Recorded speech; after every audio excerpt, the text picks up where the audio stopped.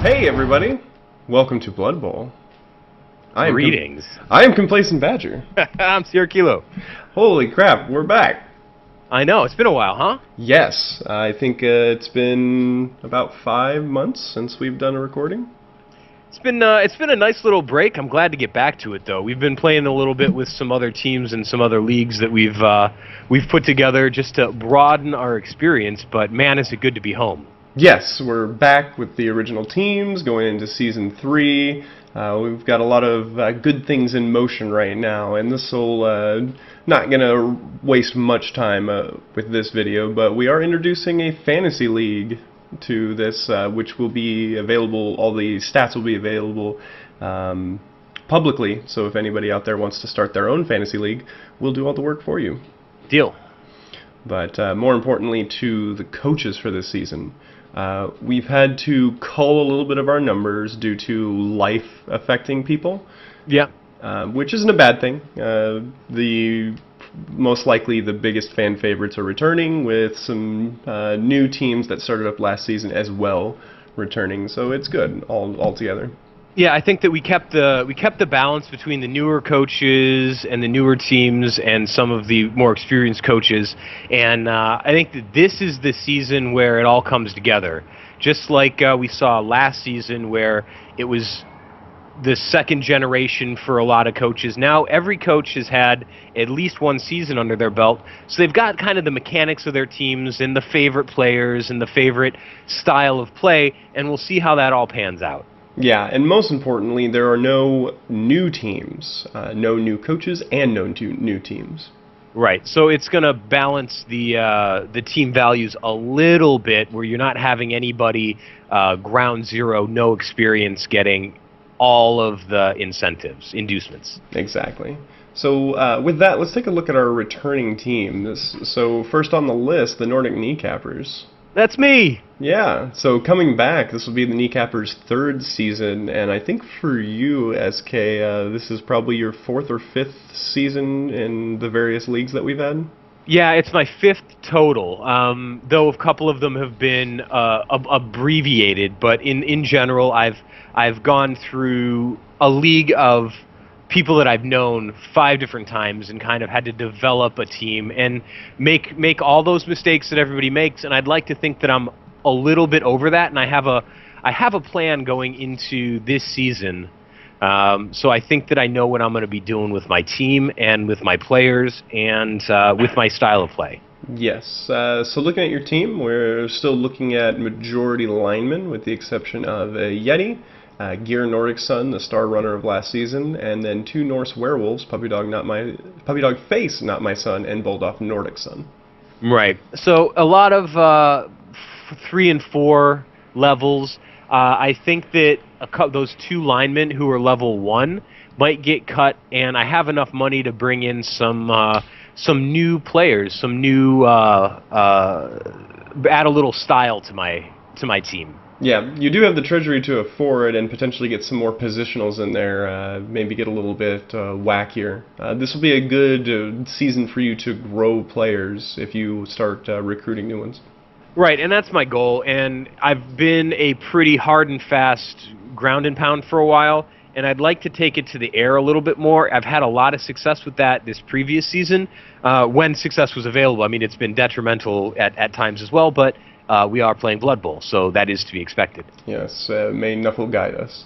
Right. So after looking at those bearded lovelies, let's move on to Axon Jackson's Crazy Eights, highest team value of the league. Yeah, but they as an inverse point, they only have about 20 touchdowns as a career, so I think that's where a lot of the problem is. He's getting a lot of points from beating the living snot out of his opponents, yes. And we've mentioned that before. But this is one of those teams that is fleshed out very, very nicely. It's got a lot of, the 4 level, but mostly in the 2. So he needs to maybe focus on 1 or 2 players, and I won't say this for most of the teams, but he needs to have a couple star players and start pushing that way, and really finding a way to get the ball into the end zone, and he'll be fine.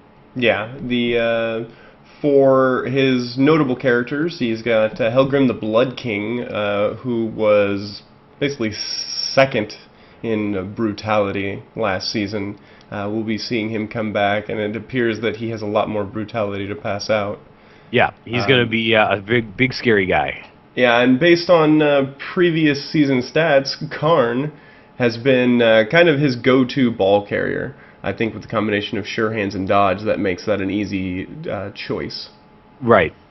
Still only level 3, so he's got plenty of room to grow, and he's got the rest of his positionals, I believe, picked up. Yeah, he's got, I think he's able to get one more demon, and he's got both of his heralds, so he can still pick up a demon, and he's got quite a few injuries throughout the pit fighter ranks. Right. 0 in treasury right now, so he's going to have to focus on getting a couple wins to get that money. May look into, I know it's in the name of Korn, keeping the 8 cheerleaders and 8 assistant coaches, but may be advisable to cull a few of those to lower team value and maybe reinvest that into maybe another demon or replacing some of his injuries. I haven't really been keeping note of it, but I don't know what the levels are across the league, so you don't need to have 8 if everybody else only has 4. Yeah, if at best you want to stay 1 or 2 above everybody else. But that's definitely an option. Having all that team value is maybe a bit of a deficit for him. Yep. This is a coach that has shown very good strides and has shown not so good strides. But I think in this season, between excitement and getting really comfortable with this team being the 3rd season, I think we're going to see great things out of it. Yep, I'm with you. So next we have Masrak with a Snarl 2 Smashes. Season 1 winner. Right. And coming back for Season 3 with a pretty scary looking team. Oh, absolutely correct. I believe he has all his positionals for Black Orcs for Blitzers.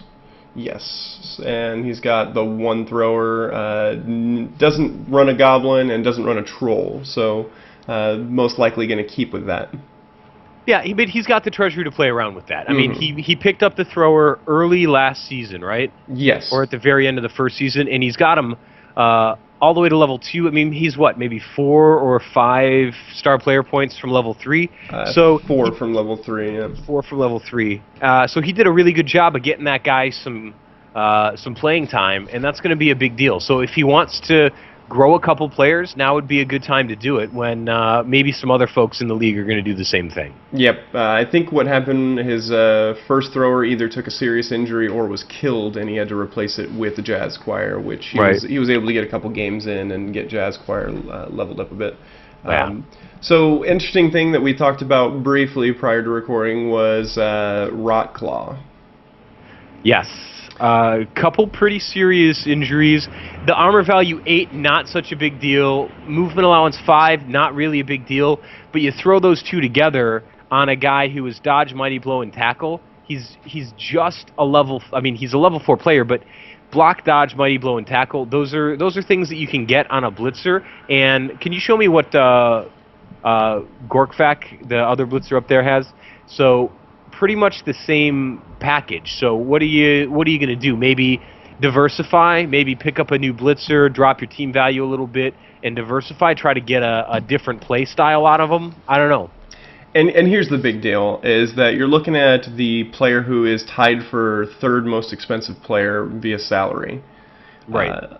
Is he staying on the pitch long enough, and is he able to get, because of the movement value reduction, is he able to get to the proper area where you need him for that cost? If he is, hold on to him. If he's not, with that treasury, maybe think about building up a new blitzer.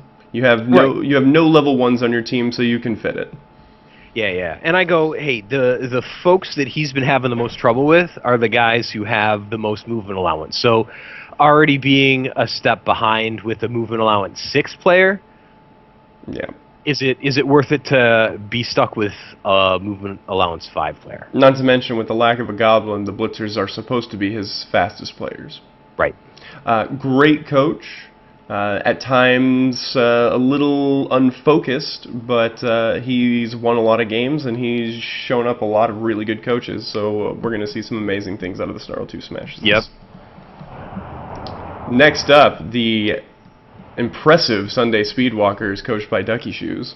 Man alive. Look at that roster. Wow. Always a bridesmaid, never a bride. Always second in the last 2 seasons. Right? So you look at whoever picks her, whoever has her for the first round is going to be pretty lucky. Having Chesda out is going to be a game changer for her. And you see, what, 1, 2, 3 level 1 players, pretty low star player points. So she's been knocked around a bit and still manages to do a great job. So this is what we talk about, where getting some fresh blood and trying a different loadout on some guys is going to be pretty important. And it's very doable as long as you've got a couple good players, and just having a couple good players isn't enough, because the possibility of them not being in the game or dying is very realistic at this point, because everybody knows who your star players are. Exactly. So kind of building up a second line and growing them up is really important at this stage. Yep, and she was forced to do that towards the end of last season with her unfortunate death of the War Dancer, and she's already gotten the replacement up to level 3. Yeah. Those War Dancers are good for that. Right, for sure. Oddly, not only missing thrower for the first game, but missing the kicker for the first game. Yeah, and playing in an alternate league, really, without a player with kick, wow, I never really thought the kick was that important until I got used to it and then don't have it anymore. She does have a treasury to where she can at least pick up 1 player. If she makes it lineman, she can pick up 2. Right. I don't know if she'd pick up another lineman, but it's at her decision. Mm-hmm. But I think that she's got a great team and a really good place this season with that shadowing plus Nerves of Steel. She's going to frustrate a lot of people, as she has in the past. Yeah, it's going to be a difficult team to get over. She is probably the player who initially started 3 years ago with the lowest amount of experience and has quickly become one of the most feared teams and coaches out there. So the Sunday Speedwalkers will be a pain for many coaches. Yep. Looking at the Stalker Dead, Gimpy, our statistician of the league. So he's coming back for a second. I'm really excited to see what he's going to do this time. He's got that second mummy with 0 star player points. Mm-hmm. So I'm looking to see where we're going to get with him. The whites and the ghouls. He's got a really good setup. 5 rerolls. So what you and I were talking about off mic was, I think that there's going to be some, just as long as he stays careful, makes his primary moves primary, and starts getting those zombies. Maybe some... This is going to be one of the first times I'm going to say it, and I'm going to let you say what you have to say, but a couple 1-die blocks with 5 rerolls with a zombie who are kind of cannon fodder in the first place, may be an option with him. If he's got a reroll to burn a reroll. I'm not against that. He does have 1 with block, and if it continues leveling up these 2 zombies right here, neither of them's terribly close. But if he picks up block with those 2, the odds are in his favor for a 1-die, but I will always caution the use of 1-die, because most of the time the benefit to versus what could happen, the worst case scenario, means that you could potentially have a worse situation than you could have a better situation. Right. It's definitely positional, and it's definitely a not every time kind of thing. But in my necromantic team with the zombies, I've been doing that a little bit, and I've had some good success, especially if I could pull somebody away and it's just even strength 1-die block. Go for it. Especially if you can get that guy pinned and unable to move, because you can't dodge those zombies out. So your options are, stay tied up and just be playing 10 on 10 or 9 on 9 or whatever that makes it into, or maybe taking the risk and rolling the die and seeing what happens. Yep. The only thing that I see that might be troubling this team, honestly, is the lack of players right now. With only 60,000 in the treasury, he can fill out with another a single zombie if he wanted to just get back up to 11, or just take the free zombie and hold on to his treasury for potentially more ghouls. I believe that he's able to pick up. Yep, I would. I think I'd go with the loner zombie and keep the treasury. Yep. Because I think that he's, as long as he can put that guy out on the line and just let him get hit for nothing. Mm-hmm. But this is a coach that was a little bit shaky towards the beginning of the season. Towards the end, he was showing a lot of promise, and in the off season, happened to pull the same race and used it to very good extent. So we're going to see a huge change in his upward rise. And yep, I'm looking forward to it. And I think this is going to be a real tough team for a lot of people to deal with, just because it's so different than a lot of the other teams. Agreed. All right, next up we have Rhea Wuken with Jester TG. Yeah, so he's looking at 12 players, got 190,000 in the bank. I'm going through it because I just played a Necro team, and I go, do you get a werewolf or do you get a ghoul at this point? Mm-hmm. And well, he's at his max on werewolves. He's got both. Oh, he does have both. I didn't see that. He's got a Wu and he's got Haru. There it is. So okay. Yeah, they're hidden in there. It. So yeah, and I think he only has one ghoul. So of positionals, he can only pick up one more ghoul because he's got both his flesh golems as well. Yep, that's where you go with that. Yep, so probably pick up a ghoul, and if he's worried about it, maybe pick up another zombie just to bring you up to a full 14 so that you can survive with 3 players getting pushed out or something like that. Yeah, because those zombies are going to start getting hit. Yep, and I think just getting to about a 14 on the roster, 13 if you have a couple guys that start leveling up and stay on the pitch quite a bit. Maybe invest into a cheerleader or two and an assistant coach or two. But this team's ready to go and just needs some star player points.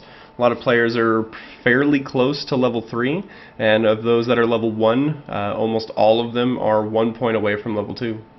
Yep, and that's the way to go. Mm-hmm. He's got, this is going to be good. This first couple games are really going to change this team, and if he picks his skills right, we're going to see a very powerful team. And he's ready set up. I mean, he's just going to be able to get those touchdowns rolling in now with that full roster and the experience from last season. Yep. I'm very anxious to see, not at the top of the hierarchy last season. I don't believe he made it into the playoffs. I may be incorrect, but I think between what we saw with him in the offseason, what we saw with him towards the end of the season, and where his team's at right now, I think we're going to see a lot of good things out of Rhea Wuken. True. All right, the Corsairs, coached by Master Moose, Season 2 winners. Yeah, so this is the powerhouse. Yes, leading the charge with the catcher Kaiser Francis Drake, fondly known as the Dump King, who by our stats for the Fantasy League scored the highest last season. This is going to be a tremendous team. Well, it has the potential to be. The issue you have is, though he has 3 catchers, he's that thrower-catcher, player number 2 and 3. That combo has led him all the way. And when people take note of that, right now you're not at this point in the league and in the season and the development of Blood Bowl. I think that a lot of people need to stop playing the team and start playing the players. And I think that those 2 guys are going in, especially because the amount of production that Kaiser Francis Drake has for this team, he's rolling with the target on his head. I mean, people are going to start trying to knock that guy out because he's what's going to make or break that team. That dump off, that +1 in agility are huge. And I mean, to be fair, that catch Nerves of Steel is really, really, really crazy as well. If you can get him, if you can hit him, he's going to get hit. So that's what he's designed to with dump off as well. Mm-hmm. So he's going to invite that kind of contact. That's part of his strategy. But that guy's going to die pretty soon. And he does have the 2 other catchers ready in the wings to come up. So everybody needs to be aware of that as well. Yes. With armor value 7, a decently high team value, probably mid to low range for an elf team. Bribes are looking pretty good, especially since there's a couple teams that have a stout treasury. Right. Looking to get the coach to look the other way while you get 3 guys to put a boot into the dump king's neck while he's on the ground. Now the trouble with that is when he's playing a 2-touchdown or 2-turn touchdown, 3-turn touchdown, you don't have a lot of opportunities to A, hit him, and to B, hit him a second time once he's down. So that's what offense is for. Right? Just grab the ball, stack up, and then go eat some elves real quick while you slowly march. If you don't get a touchdown, that's fine. Everybody else died. Yeah, there's more than one way to get star player points in this game, huh? Yes. So, obviously, last season winners, so not much needs to be said, but this is an excellent coach who's been with me since the beginning and who has always shown his skill in no matter what the team is, and this is a very skilled team, so it's going to be an impressive season. Deal. We have, last but definitely not least, Malal's Mashers, coached by Sam Vaughn, 07.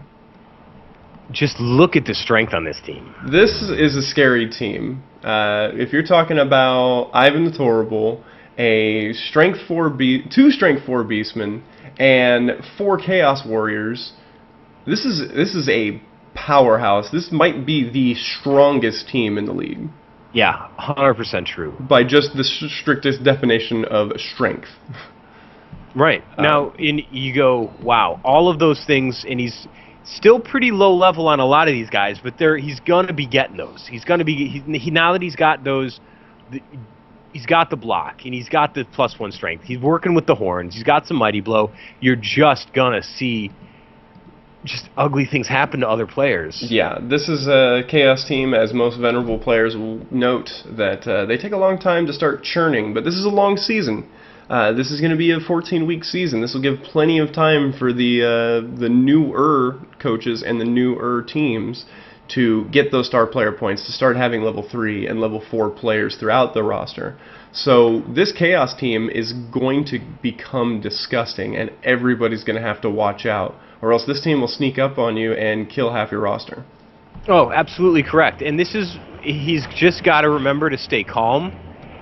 Make sure that he engages in an intelligent manner, which isn't too terribly difficult when you have that much of a strength advantage over most of the other guys that you're going to be playing. So it's not gonna be a strength issue. He just needs to form up. You know, it's Mighty Ducks. You know, the flying V dude, just protect the ball and move down the pitch. Yep. And don't overextend. Stay safe, and it'll be fine. He'd just take on all comers. Let those dudes hit you for all you want. They're just gonna be sucking bodies against them. Yep. 7 strength 4 or higher characters, plus the rest of the beastmen who don't have strength 4 are able to blitz for +1. We're looking at 2/3 of his team able to outpower almost everybody on the pitch.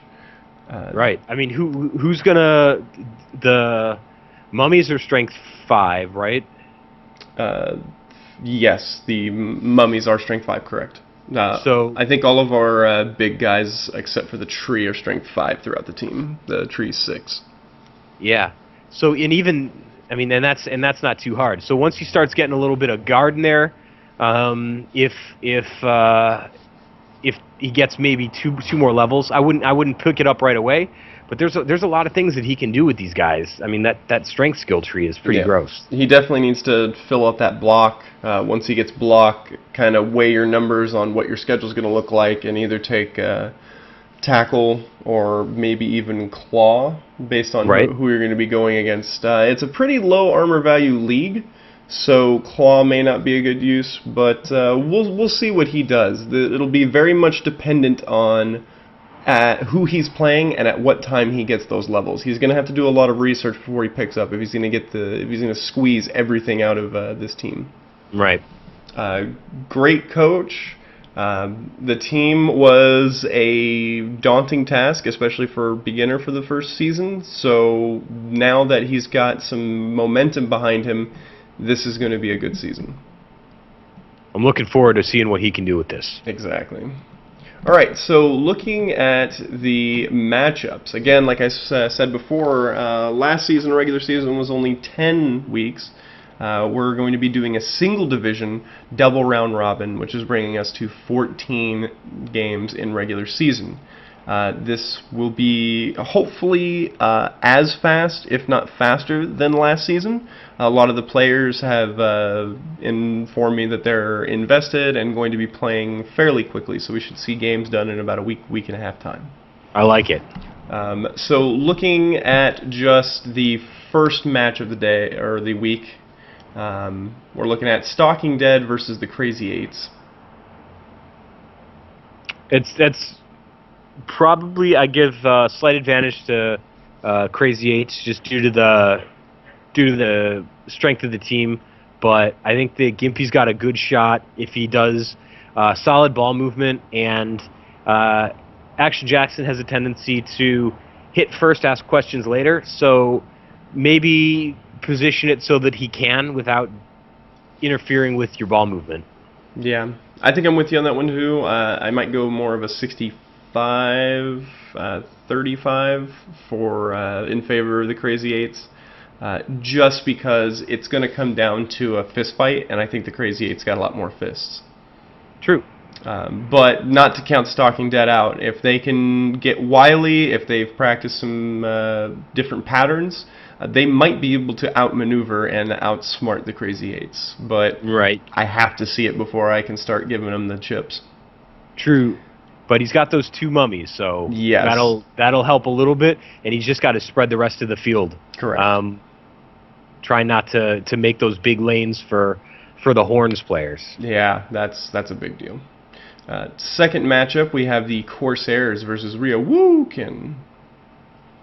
Now, based on just last season, I think the Master Moose has this one, but Ryuwukin is going to be pretty good when he comes to... He's got the flesh golems, he's got the werewolves, so he's got some strength to back that up, and strength that has legs as well. Mm-hmm. Those flesh golems are pretty good because they don't have any negative aspects to them, where they don't have like really stupid or bonehead or anything like that. So you're not risking a movement by trying to get them to do something. You know what I mean? You don't necessarily have to babysit them for them to get the biggest bang out of the buck. Right. So they're a totally functional strength 4 player, and then having the claws on the and the 2-hit ability of the werewolves is pretty good. So they've got legs and teeth. So. Mm-hmm. That's got to be used. Yep. I think I'm 70-30 for Master Moose, only because, A, Master Moose has shown his incredible tactics and his venerability for years.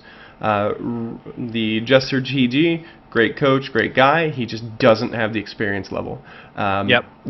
Also, the other big contributing factor is because Master Moose's main players, main star players, are armor value 7, the big, scary knife that is claw that these werewolves come with is completely absolved. Point. So right. Those, the extra money that you're spending on those werewolves is almost just gone because this team is so light.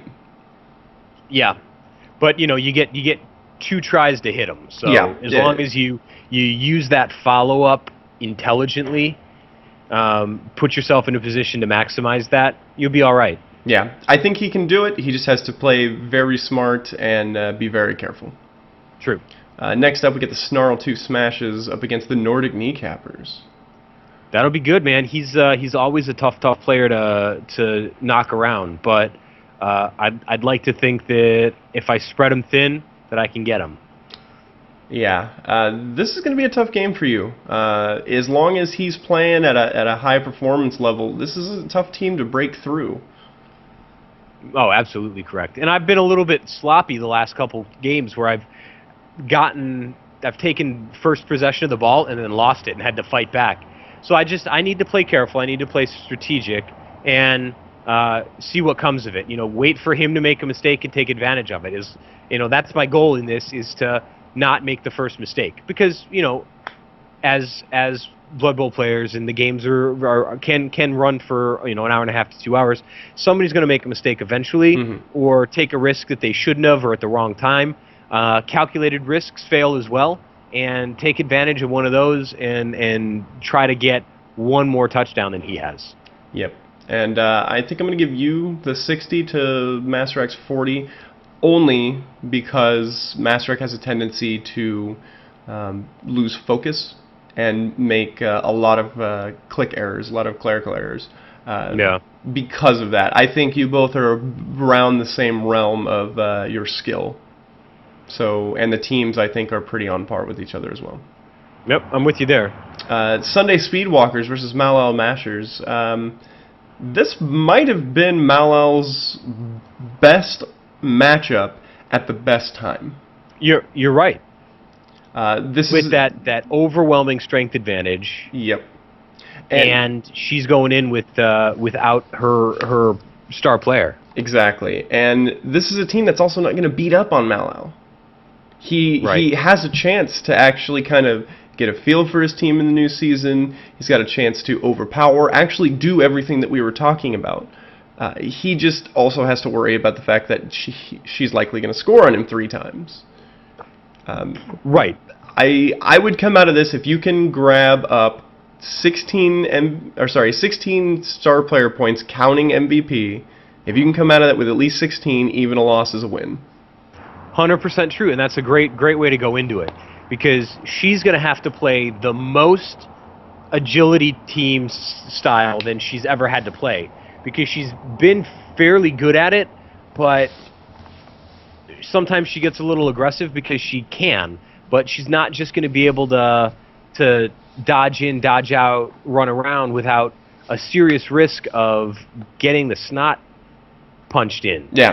It's any contact that she leaves is going to be really difficult to come away from. And mashers need to be really careful about not engaging that tree if they don't have to, because that guy with the double block is going to be a problem. Yeah. So just avoid the problem. It's low movement. Big deal here. I'm giving 70-30 for the win to Sunday Speedwalkers, but I think Malal's Mashers can not only get a really strong start to their season, but can potentially wound the Sunday Speedwalkers in their season. Yeah, use this as a springboard. So that's going to be, you made a really good point, where the victory isn't the goal here. The goal here is definitely the star player points. Yeah. Obviously, you always want to attempt to win and don't do anything that would jeopardize that. But if you can get some points, that'll help you in the next game. Rock and roll. Was there anything else that you wanted to hit up while we have everybody here? No, that was perfect. I think that we went a really good down the line of the teams and the lineups. That's outstanding. Excellent. Well, I hope everybody is ecstatic for the next season. I know we are. And we are ready to get back to the pitch. Ready, steady, go. All right. I will see you guys on the pitch very soon, as we will be starting within probably a week or two after this airs. So get ready. See you then. Later.